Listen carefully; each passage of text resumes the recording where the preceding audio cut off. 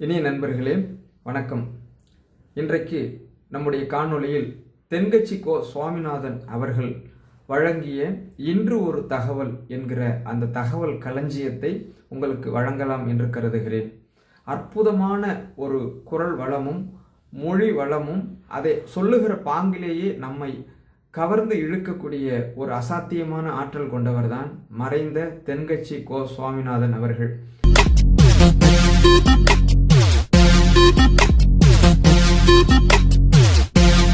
தென்கட்சி கோ சுவாமிநாதனின் இன்று ஒரு தகவல். உயர்வோம். ஒருத்தர் ஒரு தவறு செஞ்சிடுறாருன்னு வச்சுக்கோங்க. உடனே நீ செய்தது தவறுன்னு சொல்கிறது ஒரு வகை. அதுக்கு பதிலாக எது சரின்னு அவர் புரிந்து கொள்ள உதவி செய்கிறது இன்னொரு வகை. இந்த இரண்டாவது வகை இருக்குது பாருங்கள். நிர்வாகியில் இது ரொம்ப முக்கியம். அலுவலகத்தில் வேலை பார்க்குற ஒருத்தர் முக்கியமாக தெரிஞ்சிருக்க வேண்டியது என்ன தெரியுமா?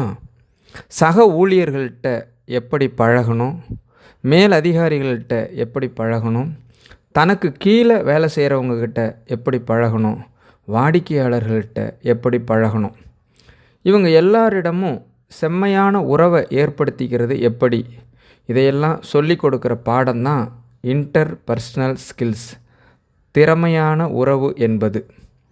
எந்த வேலையில் இருந்தாலும் சரி, இந்த உறவுகளை வளர்க்கும் திறன் உள்ளவங்க சீக்கிரம் முன்னுக்கு வந்துடுறாங்க. மற்றவர்களிடம் உறவை பலப்படுத்திக்கிறது எப்படின்னு தெரிஞ்சுக்கிட்டோம்னா எந்த ஒரு தடையையும் சுலபமாக தாண்டி செய்கிற தொழிலில் முன்னுக்கு வந்துடலாம். ஹார்வர்ட் பல்கலைக்கழகத்தில் ஒரு கணக்கெடுப்பு பண்ணி பார்த்தாங்களாம். பார்க்குற வேலையில் எது மாதிரி குணாதிசயம் உள்ளவங்க வேகமாக முன்னுக்கு வர்றாங்கன்னு தெரிஞ்சுக்கிறதுக்காக இந்த கணக்கெடுப்பு.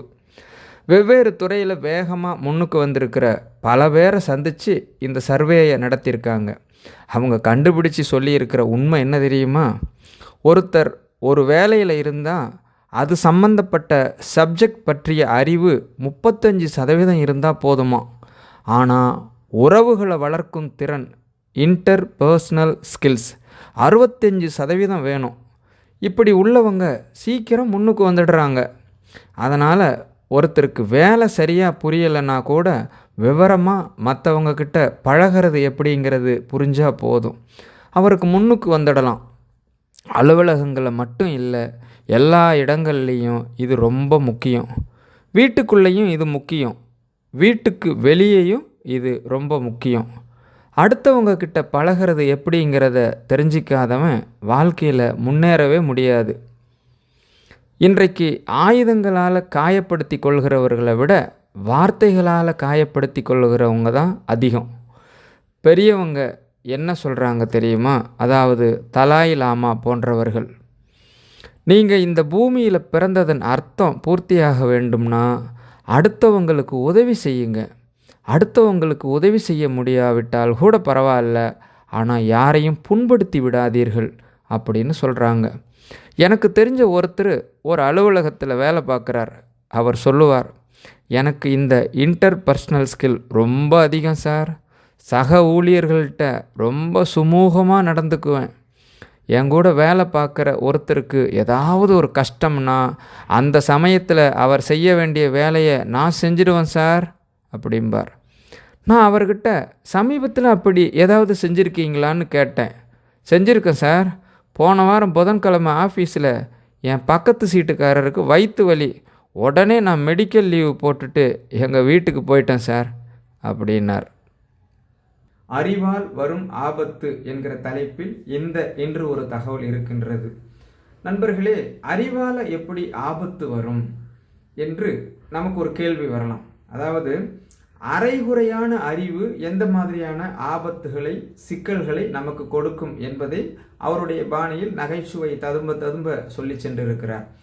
இன்று ஒரு தகவல் 2. அறிவால் வரும் ஆபத்து. ஒரு குரு இளம் சீடர்கள் எதிரில் உட்கார்ந்துருக்காங்க. குரு பாடம் நடத்திட்டுருக்கார். சீடர்களுக்கு ஒரு ஆசை. அதாவது ஒரு முக்கியமான மந்திரத்தை நம்ம குருநாதர்கிட்ட இருந்து கற்றுக்கணுங்கிறது அவங்க ஆசை. அது என்ன மந்திரம் அப்படின்னா, இறந்தவரை உயிர்ப்பிக்கும் புனித மந்திரம். அதாவது செத்தவங்களுக்கு மீண்டும் உயிர் உண்டாக்குகிற மந்திரம். குருவே, தயவு பண்ணி அந்த மந்திரத்தை எங்களுக்கு உபதேசிக்கணும் அப்படின்னு கேட்டாங்க. அது ரொம்ப ஆபத்தானது, அது என்னத்துக்கு உங்களுக்கு, வேண்டாமே அப்படின்னாரு குரு. எங்களுடைய நம்பிக்கை உறுதிப்படுறதுக்காகத்தான் கேட்குறோம், வேற ஒன்றும் இல்லை அப்படின்னாங்க சீடர்கள். பக்குவப்படாத அறிவு ஆபத்தானதுன்னார் குரு. இது சீடர்களுக்கு புரியல. அது எப்படிங்க பக்குவப்படாத அறிவு ஆபத்தானதுன்னு சொல்கிறீங்க, அப்படின்னா என்ன அப்படின்னு கேட்டாங்க சீடர்கள். குரு அதுக்கு விளக்கம் கொடுத்தார். அந்த மந்திரத்தை எப்போ பயன்படுத்துங்கிறத அறியக்கூடிய ஞானம் ஏற்படுகிற வரைக்கும் அதை தெரிஞ்சிக்காமல் இருக்கிறது தான் நல்லது, இல்லைன்னா ஆபத்துன்னார். ஆனால் அந்த சீடர்கள் அதை கேட்குற மாதிரி இல்லை, ரொம்ப பிடிவாதம் பண்ண ஆரம்பிச்சிட்டாங்க. சரி வாங்க சொல்கிறேன் அப்படின்னு சொல்லிட்டு குரு ஆரம்பித்தார். எல்லாரும் வந்தாங்க. அந்த புனித மந்திரத்தை அவங்களுக்கு ரகசியமாக உபதேசம் பண்ணினார். உபதேசம் பண்ணிவிட்டு அவங்களுக்கு எச்சரிக்கையையும் கொடுத்தார். அந்த மந்திரத்தை நல்லா ஆராய்ந்து பார்த்ததுக்கு அப்புறம்தான் உச்சரிக்கணும், அவசரப்பட்டு எதுவும் செய்திடக்கூடாது அப்படின்னு ஒரு தடவைக்கு பல தடவை எச்சரிக்கை செஞ்சார். சரின்னு சொல்லிவிட்டு அவங்கெல்லாம் மந்திரத்தை கற்றுக்கிட்டு எழுந்திருச்சு போயிட்டாங்க. ஒரு நாள் அந்த சீடர்கள் எல்லாம் மணற்பாங்கான இடத்துல நடந்து போயிட்டு இருந்தாங்க. ஒரு இடத்துல எலும்புகள் குவியல் குவியலாக கிடந்தது. உடனே அந்த சீடர்கள் முன்னே பின்னே யோசிக்காமல், தியானமும் செய்யாமல் மந்திரத்தின் பயனை சோதித்து பார்க்க எண்ணி அந்த மந்திரத்தை உச்சரித்தாங்க. அவ்வளவுதான். உடனே என்னாச்சு தெரியுமா, அந்த எலும்புகள் எல்லாம் ஓநாய்களாக மாறி அவங்கள துரத்த ஆரம்பிச்சுது. சீடர்கள் எல்லாம் தலை தெறிக்க ஓட ஆரம்பிச்சிட்டாங்க. ஓநாய்களும் விடலை, அவங்கள துரத்தி பிடிச்சி கடிச்சு கொதற ஆரம்பிச்சிட்டுது. அப்போ தான் அந்த சீடர்களுக்கு குரு சொன்ன அறிவுரையின் அர்த்தம் புரிஞ்சுது. பக்குவப்படாத அறிவு ஆபத்தானது அப்படிங்கிறது. அதனால் இதிலிருந்து நாம் தெரிஞ்சிக்க வேண்டியது என்னென்னா, நாம் நம்ம அறிவை வளர்த்துக்கிட்டால் மட்டும் போதாது, அந்த அறிவை எப்போ எப்படி பயன்படுத்தணுங்கிற பக்குவமும் நமக்கு வரணும். அப்போ தான் வாழ்க்கை நல்லபடியாக அமையும், இல்லைன்னா இடைஞ்சல் தான். இந்த காலத்தில் சில சின்ன பிள்ளைகளுக்கு அறிவு ரொம்ப பக்குவப்பட்டிருக்குங்கிறத உணர முடியுது. ஒரு சின்ன பையன் பள்ளிக்கூடத்தில் மார்க் லிஸ்ட்டு கொடுத்துருக்காங்க, வாங்கிக்கிட்டு அவசரமாக வீட்டுக்கு ஓடினான். எதிரில் வந்த ஒருத்தர் கேட்டார், என்ன அவசரம், ஏன் இப்படி வேகமாக ஓடுற அப்படின்னார். எங்கள் அம்மா கிட்ட அடி வாங்கணும், அதுக்காக தான் ஓடுறேன் அப்படின்னா. அடி வாங்கிறதுக்கு இவ்வளோ அவசரமா அப்படின்னாரு அவர். அப்படி இல்லைங்க, நான் போகிறதுக்குள்ளே எங்கள் அப்பா வீட்டுக்கு வந்துட்டாருன்னா அவர்கிட்ட அடி வாங்க வேண்டியிருக்கும், அதை அவாய்ட் பண்ணுறதுக்காக தான் இப்படி ஓடுறேன் அப்படின்னா அந்த பையன்.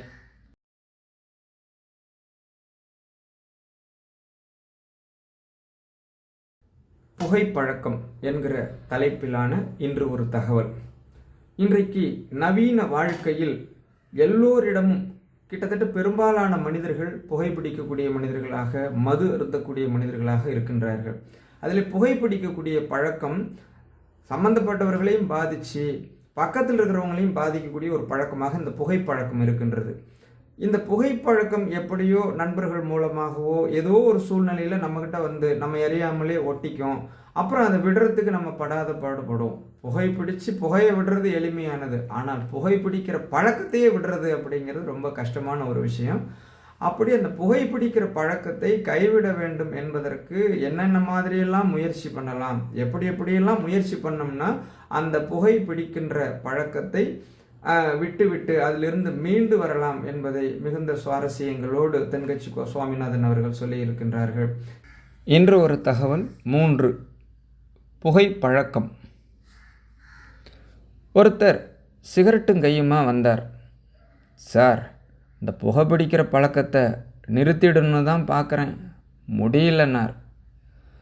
புகைப்பிடிக்கிறத நிறுத்துறது ரொம்ப சுலபம் சார், இன்னொருத்தர் சொன்னார். எப்படி சொல்கிறீங்கன்னு கேட்டார் அவர். நான் கூட ஏற்கனவே 10 தடவை அந்த பழக்கத்தை நிறுத்தியிருக்கேன் சார் அப்படின்னாரு இவர். இதிலிருந்து என்ன தெரியுது? புகைப்பழக்கத்தை திடீர்னு விட்டுடுறது கஷ்டம்தான்னு தெரியுது. இருந்தாலும் இது சம்பந்தமான ஆராய்ச்சி அனுபவம் இது ரெண்டையும் அடிப்படையாக கொண்டு சில வழிமுறைகளை சொல்கிறாங்க. அதாவது புகைப்பிடிக்கிறத நிறுத்த 10 வழிகள் உண்டுன்னு சொல்கிறாங்க.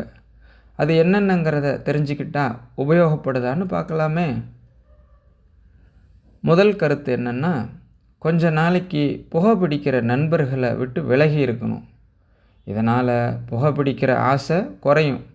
அந்த பழக்கத்தை மறுபடியும் ஆரம்பிக்கக்கூடாதுங்கிற எண்ணம் உறுதிப்படும்.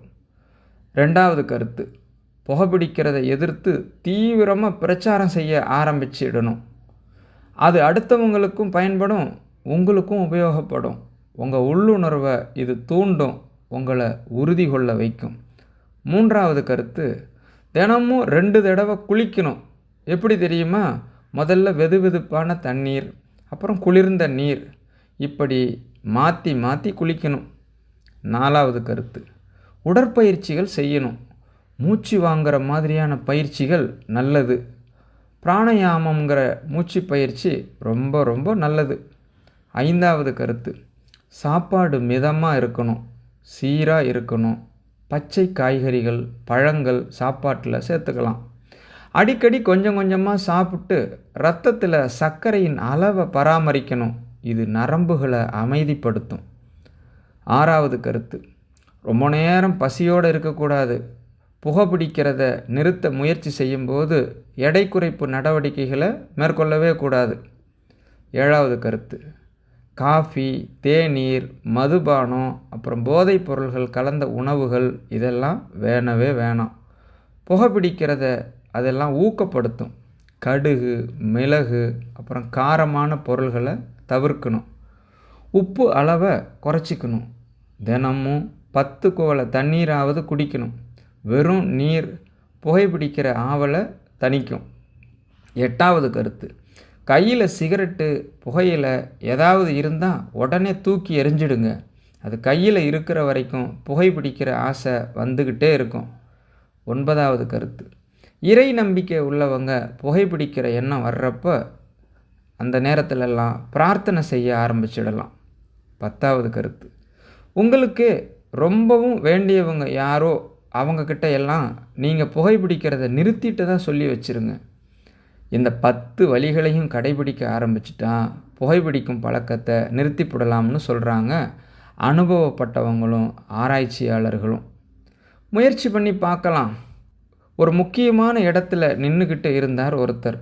அங்கே வந்த இன்னொருத்தர், ஏன் சார் இந்த இடத்துல சிகரெட் பிடிக்கலாமான்னு அனுமதி கேட்டார். இந்த இடத்துல சிகரெட் பிடிக்கக்கூடாதுங்க அப்படின்னாரு இவர்.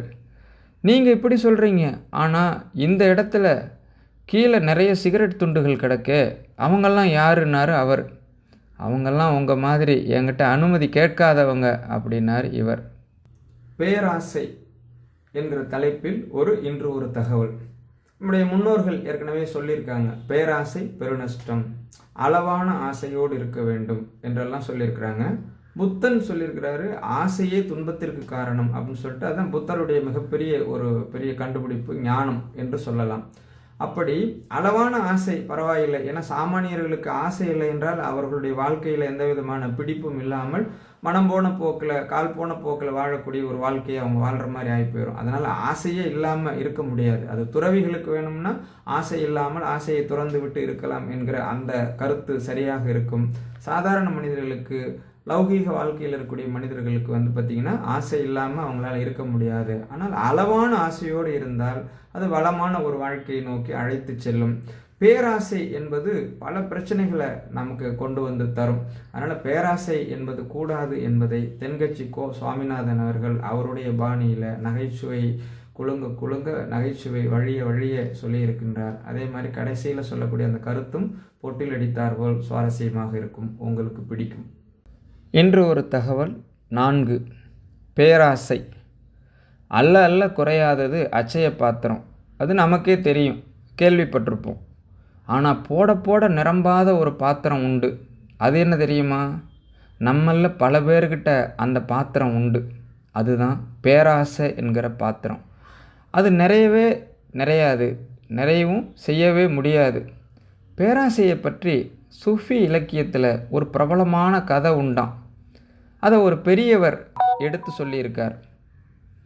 ஒரு மன்னர் நகரவலம் போய்கிட்டுருக்கார். ஒரு பிச்சைக்காரன் மன்னர் எதிரில் வந்தான். பிச்சை கொடுங்க அப்படின்னா.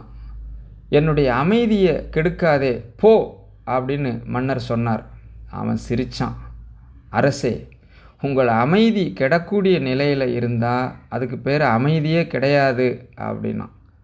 எதிரில் நிற்கிறது வெறும் பிச்சைக்காரன் இல்லை, யோகிங்கிறத மன்னர் புரிஞ்சுக்கிட்டார். துறவியே, உங்களுக்கு என்ன வேணும்னாலும் கேளுங்க, கொடுக்குறேன்னார். அந்த துறவி மறுபடியும் சிரிக்கிறார்.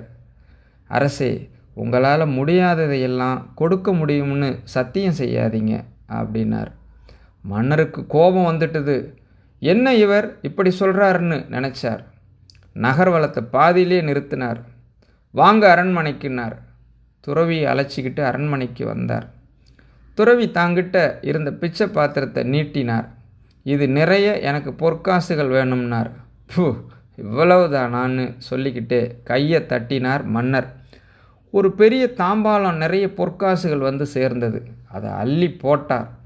போட போட அந்த பிச்சை பாத்திரம் பொற்காசுகள் அத்தனையும் உள்ளே வாங்கிக்கிட்டே இருக்குது. அரசாங்க கஜானாவே காலி ஆயிட்டுது. மூட்டை மூட்டையாக பொற்காசுகளை கொட்டியாச்சு. அது விழுங்கிக்கிட்டே இருக்குது. கடைசி வர அந்த பிச்சை பாத்திரம் நிரம்பவே இல்லை. அரசர்கிட்ட இருந்த கர்வம் போயிடுச்சு. அப்படியே பொத்துன்னு துறவி காலில் விழுந்தார். அப்போது அந்த துறவி சொன்னாராம், மன்னா, இந்த பிச்சை பாத்திரத்தை உங்களால் மட்டுமல்ல வேறு யாராலையும் நிரப்ப முடியாது. அதுக்கு என்ன காரணம்னா, இது சாதாரண பிச்சை பாத்திரம் இல்லை, பேராசைகளுடன் வாழ்ந்து செத்து போன ஒரு மனிதனின் மண்டையோடு இது அப்படின்னாராம். பாருங்க, இதுதான் அந்த சூஃபி இலக்கிய கதை. செத்த பிறகும் நிறைவு இல்லைன்னா அது எப்பேற்பட்ட பேராசையாக இருக்கும்னு யோசித்து பார்த்துக்குங்க. நம்மால் ஒருத்தர் கல்யாணம் பண்ணிக்க பொண்ணு பார்த்துக்கிட்டு இருந்தார். அழகு, அறிவு, படிப்பு எதுவும் தேவையில்லை, பணம் மட்டும் இருந்தால் போதும்னு பார்க்குறவங்ககிட்டெல்லாம் சொல்லி வச்சார். ரொம்ப நாளைக்கு அப்புறம் ஒரு பணக்காரர் கிடைச்சார். அவர் சொன்னார், இதோ பாருங்கள், எனக்கு 20 வயசில் ஒரு மகள், அவளை நீங்கள் கல்யாணம் பண்ணிக்கிட்டா 2 லட்சம் பணம் கொடுப்பேன். 25 வயசில் ஒரு பொண்ணு இருக்கா, அவளை கல்யாணம் பண்ணிக்கிட்டா 2.5 லட்சம் தருவேன். 30 வயசில் ஒருத்தி இருக்கா, அவளை கல்யாணம் பண்ணிக்கிட்டா 3 லட்சம் தருவேன். என்ன சொல்கிற அப்படின்னார். இவன் கொஞ்ச நேரம் யோசித்தான். அதுக்கப்புறம் அவரை நிமிர்ந்து பார்த்தான். ஏன் சார், உங்ககிட்ட 50 வயசில் ஏதாவது பொண்ணு இருக்கா அப்படின்னா. தேக அபிமானம் என்கிற தலைப்பில் இன்று ஒரு தகவல். தேகம் என்றால் நம்முடைய உடம்பை சொல்லலாம். நம்முடைய உடம்பின் மீது எல்லோருக்கும் ஒரு அபிமானம் இருக்கின்றது, ஒரு பற்று இருக்கின்றது, அந்த தேக பற்று என்று சொல்லலாம். ஏனால் உடம்பை நாம் பற்றோடு கவனித்து கொண்டால்தான் உயிரை பத்திரமாக வைத்து கொள்ள முடியும்.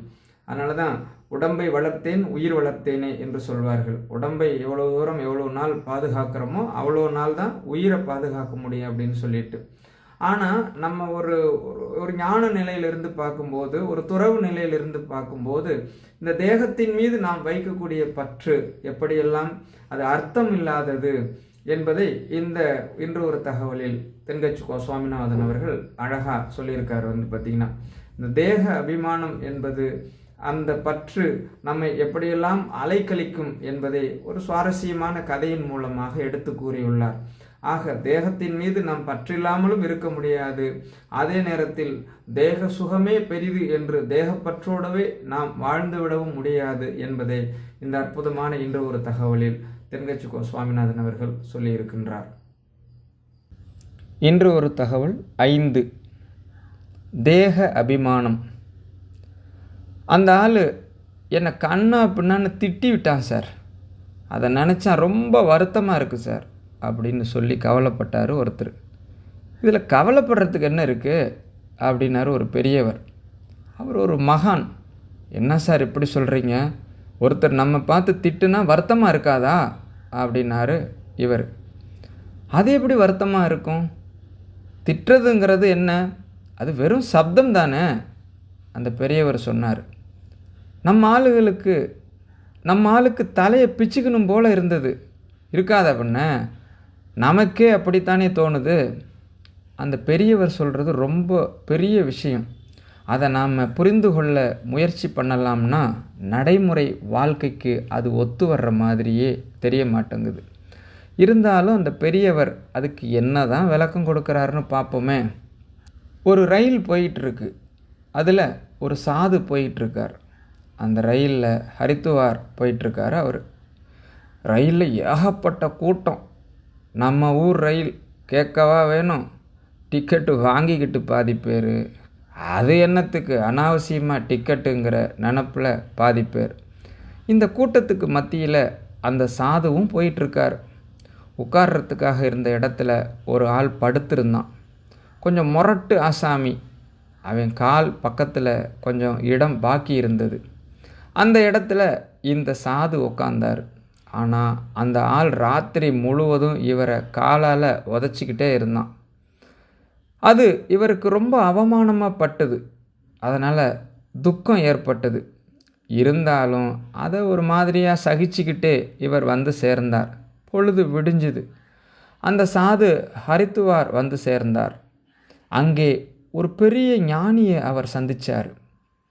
ராத்திரி ரயிலில் அந்த ஆள் உதச்சதையும் அதனால் தனக்கு ஏற்பட்ட துக்கத்தையும் இந்த சாது அந்த ஞானிக்கிட்ட சொன்னார். சொல்லிட்டு, ஏன் சுவாமி, எனக்கு துக்கம் ஏற்பட்டதே அது தவறான்னு கேட்டார். தவறுதான்னு அந்த ஞானி சொன்னார். உனக்கு இன்னும் தேக அபிமானம் போகலைங்கிறது தான் இது காட்டுது. அஷ்டாவக்கரர் என்ன சொல்கிறாரு தெரியுமா? உண்மையான ஞானி யாராவது தன்னை வந்தனை செய்தால் அதற்காக சந்தோஷப்பட மாட்டார். யாராவது நிந்தனை செய்தாலும் அதற்காக வருத்தப்பட மாட்டார் அப்படின்னு சொல்கிறார். நிந்தனைங்கிறது ஒரு ஒளி தான். தேகாபிமானம் இருக்கிற வரைக்கும் இந்த ஒளி நம்ம வேதனைப்படுத்தும். நான் தேகம் இல்லை, ஆத்மாங்கிற நினைவு இருந்தால் இந்த ஒளி நம்மளை பாதிக்கவே பாதிக்காது. மனு என்ன சொல்கிறாரு தெரியுமா? ஒரு சாதகன் பாராட்டுதலை விஷம்னு நினைத்து பயப்பட வேண்டும், அவமானத்தை அமிர்தம்னு நினச்சி சந்தோஷப்படணுங்கிறார். அவமானப்பட்டால் கவலைப்படாமல் எப்படி இருக்க முடியும்னு நமக்கு தோணுது. அதனால தான் நம்மளில் யாரையும் இதுக்கு உதாரணம் காட்ட முடியல. புத்தரையும் கபீரையும் உதாரணமாக காட்டுறாங்க. அவங்களுக்கெல்லாம் அவமானம் ஏற்பட்டப்போ கவலையே படலையாம். புத்தரை அவமானப்படுத்தணுங்கிறதுக்காக கௌசாம்பி ராணி ஒரு இளம் பெண்ணை கொலை பண்ணி சடலத்தை புத்தர் குடிசைக்கு முன்னால் போட சொன்னார். போட்டாங்க. புத்தர் தான் அந்த பெண்ணை கெடுத்து கொலை பண்ணிட்டார்னு எல்லாரும் நினச்சாங்க. ஆனால் புத்தர் இதை பற்றி கவலையே படலை. அப்புறமா உண்மை தெரிஞ்சதும் புத்தர் புகழ் இன்னமும் அதிகமாச்சு. ஒரு பெரிய சபையில் ஒரு மோசமான பொண்ணு நுழைஞ்சி தனக்கும் கபீருக்கும் சம்பந்தம் உண்டுன்னு சொன்னார். கபீர் கவலைப்படலை. அவங்க மாதிரியெல்லாம் நாமளும் இருக்க கற்றுக்கணும். நிந்தனை, அபகீர்த்தி, அவமானம் எல்லாம் ஆண்டவன் கொடுக்குற பிரசாதம்னு நினைக்கணும் அப்படின்னு அந்த ஞானி சொல்கிறார். இதை கேட்ட இந்த காலத்து ஆசாமி ஒருத்தர், நான் கூட அப்படித்தான் சார், யாராவது அவமானப்படுத்தினா கவலைப்படவே மாட்டேன். நேற்று கூட ஒருத்தர் என்னை பலார்னு அரைஞ்சிட்டார், நான் கொஞ்சம் கூட கவலைப்படலை, பேசாமல் வந்துட்டேன்னார். ஏன் அப்படி வந்துட்டீங்க அப்படின்னு. அவர் அரைஞ்சதுலேயே ஒரு அர்த்தம் இருந்தது, அதனால் அப்படியே வந்துட்டேன்னார். ஏன் அரைஞ்சார் கேட்டதும், 10 வருஷத்துக்கு முன்னாடி ஒரு 15 ரூபா அவர்கிட்ட கடன் வாங்கினேன், அதை கேட்டு பார்த்துட்டு கடைசியாக தான் அரைஞ்சாருனார். ஆண்டவனுடைய பிரசாதம் இவருக்கு அடிக்கடி கிடைக்கும் போல் இருக்குது. என்ன நண்பர்களே, தென்கட்சி கோ சுவாமிநாதன் அவர்கள் வழங்கிய இந்த இன்று ஒரு தகவல் உங்களுக்கு பிடித்திருக்கும், உங்களுடைய மனதை கவ்வி இழுத்திருக்கும் என்று நான் கருதுகிறேன். ரொம்ப எளிமையான வார்த்தைகளால் சாதாரணமாக பக்கத்தில் ஒரு பெட்டிக்கடை ஓரமாக நின்று உரையாடுற மாதிரியான ஒரு தொனியில் தென்கட்சி கோ சுவாமிநாதன் அவர்கள் ரொம்ப அழகாக சொல்லியிருப்பார். அதில் பெரிய ஜோடனைகளோ பெரிய வார்த்தை அலங்காரங்களோ அதெல்லாம் எதுவுமே இருக்காது. ஆனால் ஒரு அரிய தகவல் இருக்கும். அது வாழ்வியலிலிருந்து எடுத்த தகவலாகவும் இருக்கும், அல்லது அவர் படித்ததில் அவருக்கு பிடித்தது, அவரை பாதித்த விஷயங்களை ஒரு கதை மாதிரி உருவாக்கி நம்மக்கிட்ட சொல்லி அதை ரொம்ப நம்மளை வியப்பில் ஆழ்த்திடுவார். வானொலியில் அவர் சொல்லும்போதே அவர் அந்த சொல்கிற அந்த ஏற்ற இறக்கங்களுக்காகவே அவர் சொல்லக்கூடிய அந்த அவருடைய குரலில் அது கேட்கும்போது நம்மளை வசீகரிச்சிடும். ரொம்ப சிறப்பாக இருக்கும். அந்த வகையில் இந்த 5 இன்று ஒரு தகவல்களும் உங்களுக்கு பிடிக்கும். தென்கட்சி கோ சுவாமிநாதன் அவர்களின் குரலில் நீங்கள் கேட்டிருந்தால் இன்னும் சுவாரஸ்யமாக இருந்திருக்கும். அது என்னுடைய குரல் என்பதால் அவ்வளவு சுவாரஸ்யமாக இருந்திருக்குமா என்று தெரியவில்லை. இருந்தாலும் ஒரு முயற்சி செய்திருக்கிறேன். அதில் இந்த கருத்துக்கள் எல்லாம் அவர் சொன்னது தான். குரல் மட்டும் அவருடைய குரல் அல்ல, என்னுடைய குரலாக இருக்கின்றது. ஆகையால் நீங்கள் ரசித்து கேட்டிருப்பீங்கன்னு நான் நம்புகிறேன். அடுத்தடுத்த முயற்சிகளை நம்ம பார்ப்போம். நன்றி நண்பர்களே. தென்கட்சி கோ சுவாமிநாதனின் இன்று ஒரு தகவல் உங்களுக்கு பிடித்திருக்கும் என்று கருதுகிறேன். நன்றி, வணக்கம்.